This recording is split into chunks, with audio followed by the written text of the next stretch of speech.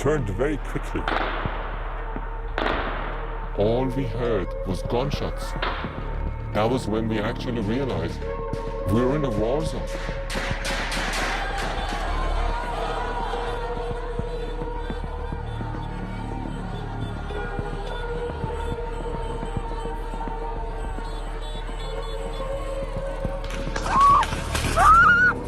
The more people we kill, the less we have tomorrow on the street.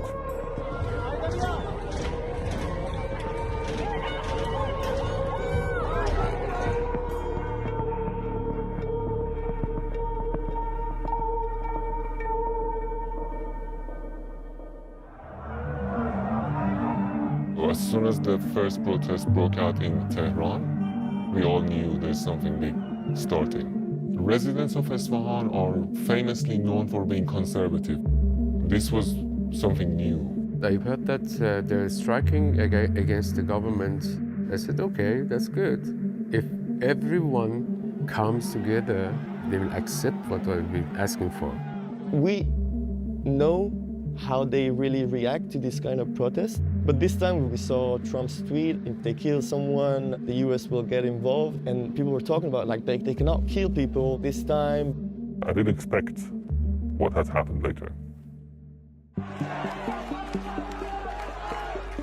January 8th, I remember that was a Thursday. The son of the former Shah of Iran asked the people to come to the street exactly at 8 o'clock in the evening. همگی چه در خیابان‌ها یا حتی از منازل خودتون شروع به شعار سر دادن بکنید. It was about 7:30 p.m. I went out. I've never seen that much people in the street. We're just young people, old people, men, women. We went out with our family to our mall, which is so close to Tehran. Even my mother, she said, yeah, I'm coming with you as well. That was the first time she came out with us. By 8:30, the crowd was big enough to be in thousands.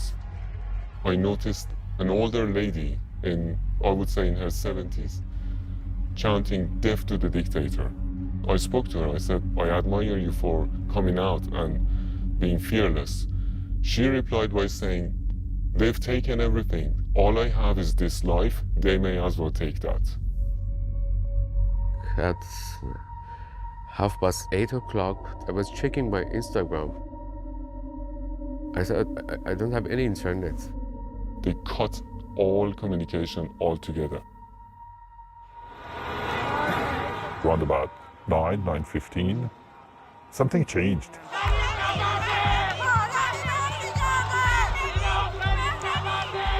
The security guards, they have started to shot in the air, so in warning shots, actually.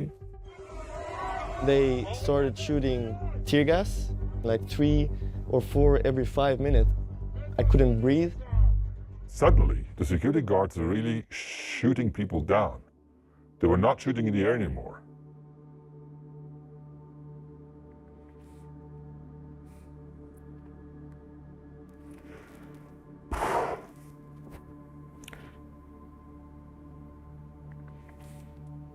They were really targeting the people.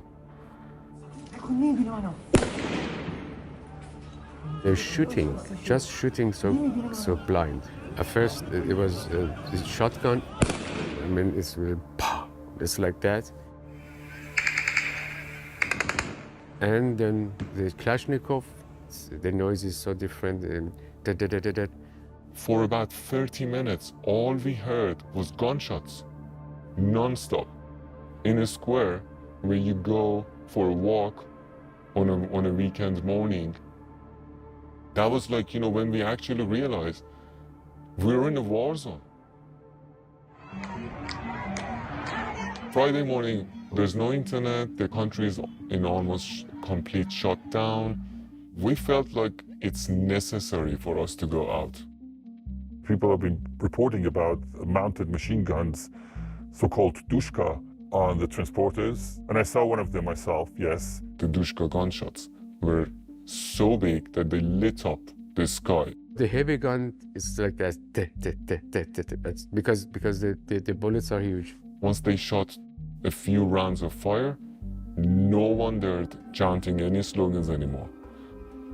So this is a bullet that someone I know found on the street. Can you imagine the bullet that left this casing when it hit a person?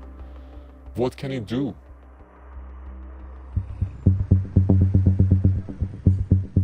On Saturday, we've been receiving SMSs on our phones. This is coming from the Ministry of Intelligence.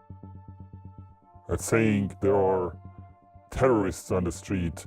Therefore, we encourage families to discourage their young ones from taking part in such rallies.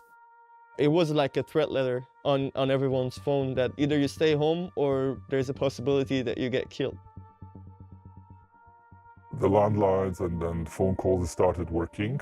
And what we've done immediately was calling each other. I mean, I called some of my friends. They were all talking about the massacre in their place. And what I understood is nobody is realizing that it was the whole city. Everybody thought it was just in my street, it was just in my place. Something special has happened around me, which was not the case. That was everywhere. Behesht Zahra, the main cemetery in Tehran. Behesht means paradise, but on that day it was hell. I saw so many people there. They could go find their family and beloved ones there. هر بوی تعفنی که می اومد، آدم‌هایی که با هم نمیدونستن چی کار میخوان بکنن، کجا باید برن بعدش، و اینکه عصبانی بودن و فقط از شعار و فحش میدادن به خامنه‌ای. My brother's wife, her best friend is shot. It took like 2 hours to find her. We had a letter from the hospital, and it was mentioned there that the body is in warehouse number B. They threw the bodies from here backside to here.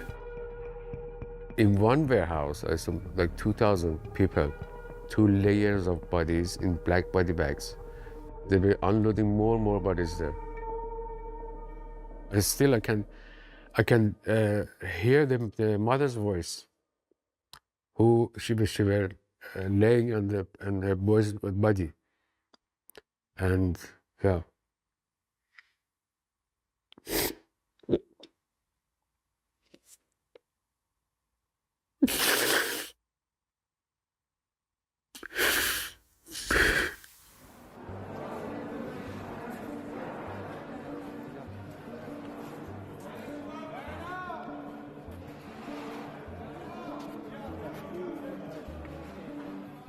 I cannot ever go back to Iran because as soon as I arrive at the airport, they are certainly going to arrest me for speaking up against the regime. But I couldn't remain silent, you know, after everything I've seen with my own eyes. I wish I could do this with my own voice, with my face, but unfortunately, Iran is not safe for a man revealing the truth of the crimes against humanity in Iran. On one side, I'm quite happy not to be there anymore and to have been escaping the danger that I could be in. But on the other side, I have a kind of regret. Why I'm not there? Why I was not brave enough to go to the front? I am really fighting every day with those pictures in my mind and in my head. I have to be strong until this government, this terrorist regime collapsed. آخرین نخ این بین جامعه و رژیم جمهوری اسلامی بریده شده و هیچ وقت اینا با هم دیگه نمیرسن و دیگه یک دریا خون فاصله افتاده اونجا و این لحظه آخر است.